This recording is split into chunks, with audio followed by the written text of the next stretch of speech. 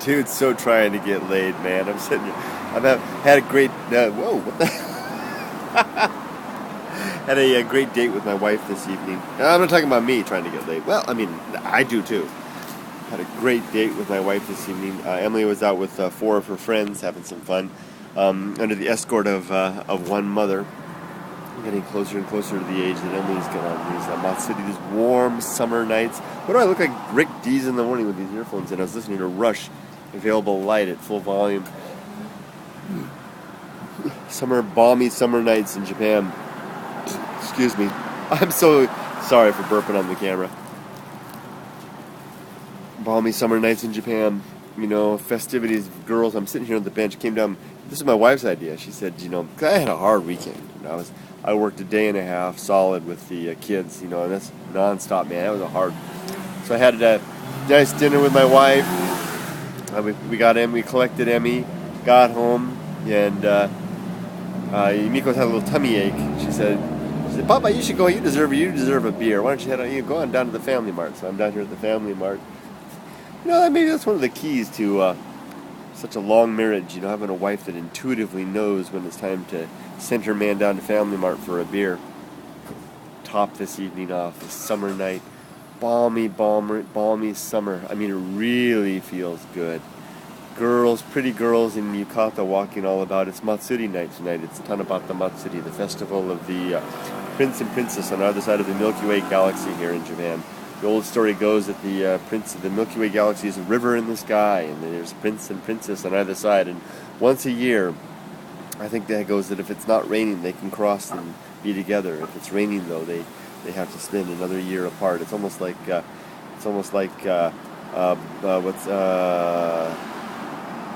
what's that bad guy's name in Captain Jack? Davy Jones. It's almost like Davy Jones having to remain at sea for 10 years, except it has nothing to do with the sea, pirates, or a decade. But that's the story. That's what it is tonight. And guys are walking around. You know, there's girls walking all around in their pretty yukatas and their little ankles. Oh my goodness! I'm telling you, for a leg man, living in Japan is the place to be, man.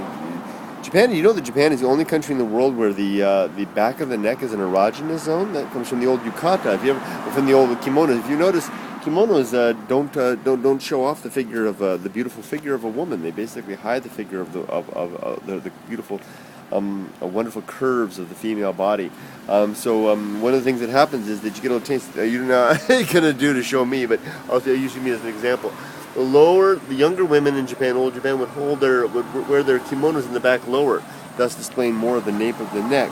Very, very sexy to the Japanese male mind. And as a result, in Japan, the nape of the neck is one of the only erogenous zones. Certainly not an erogenous zone on me. Anyway, back to my original point. There was the dude. Well, why the hell did they do that? They parked here at Family Mart. I'm at my bench, not my bench, but it is now. It's me and my beer. Parked here, left 2 cute girls, 2 dudes and 2 cute girls. One dude went inside, maybe to get a bubble gum, and they came out and they walked across the street to Jolly Post over there, and the one dude held the door open for the 2 ladies. And the 2 ladies stood there in shocked. I'd never seen a Japanese man do that. You know, usually the way it works in these things is that you open the door, you know, the dude always walks ahead in front. He opens the door and just kind of doesn't even usually hold it, kind of just lets the woman has to grab it. It's not that they're necessarily rude, it's just the way it is here, you know. And then the man walks through, you know, the restaurant, and the woman follows behind. This whole idea of following the woman following the man, that's ingrained in this culture. In fact, I was told once that that's the way you propose marriage to a woman here, is you say, "Follow me." And you see these old couples sometimes walking around with a man ahead of the woman, and someone's going to get pissed at me for saying this, but there's apparently a phrase in old Japan, the idea that walking 3 steps behind your man so as not to tread on the master's shadow. Now I can tell you, I think that is taken. That's a bad translation of the phrase, because I think that the idea is, the woman's walking by, she doesn't want to step on her husband's shadow, and the word master is used. I think that's a bad translation, because I'm pretty sure that the master fart. Yeah, the master fart. Yes, we'll have to engage the master fart to make this happen. The master part, the master word, is probably the word gojujing, which, or as women say, jujing, when they're referring to their own man. And gojujing literally means master, like the master of a restaurant. The master would be the gojujing of the restaurant. But women, so man, the husband, to say husband is gojujing. To say husband is literally to say master. But I don't know why women they shorten it to jujing when they're referring to their own man, husband. But Japanese women don't think about it.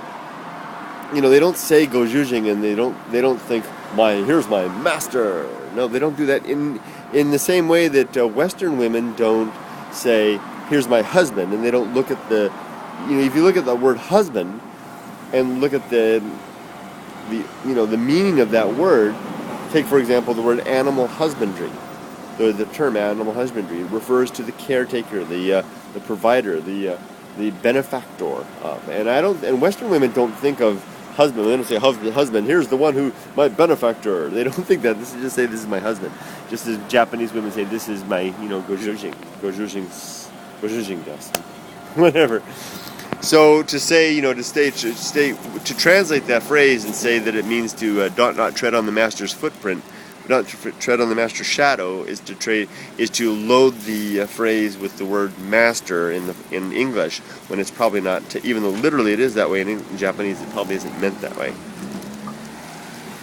But back to these two dudes over here trying to get lucky, or at least the one. They held the door open for that one and ushered the two women in, and they stood there and stalked them. They wouldn't go in, and the one dude was standing behind them. They wouldn't go. They stood there and they wouldn't go in. Because I know as a foreigner, now the Japanese know this whole concept of ladies first. I'll do it. I'll hold doors open for women, and they'll stand there and they'll kind of stop, and I'll say, "Oh, ladies first." Here I am imposing my culture on them. It's just a habit. I'm an older guy now, so you don't have a Japanese guy do that. Now I know what they have in mind. They have in mind Love Hotel for later. I'm sure you all know what Love Hotel is, and there's a couple down that way. For 3,000 or 4,000 yen, you can get 2 hours of steady action, and but it requires that you maybe have a dinner and maybe holding a couple doors open to make it happen. So there you go. That's what I just saw happen, and I'm having a good old time down at the bend. The Chi Ranger just sent me a video. Steve, where the heck are you? And where the hell is Mully? I mean, these guys are sending me videos of Mully's at some incredible taiko, which he said was better than Van Halen. And Steve is like running through a beer vintner. Can you have a beer vintner? Beer brewmaster's yard. This is the stuff. This is the stuff. This is the stuff. And they're sending me this stuff out. I don't know. And I'm just sitting here drinking my beer. What are these guys up to? Well, that's it for me. I might have something more a little later. But thanks for watching. 8 minutes of just random mumbling. Bye.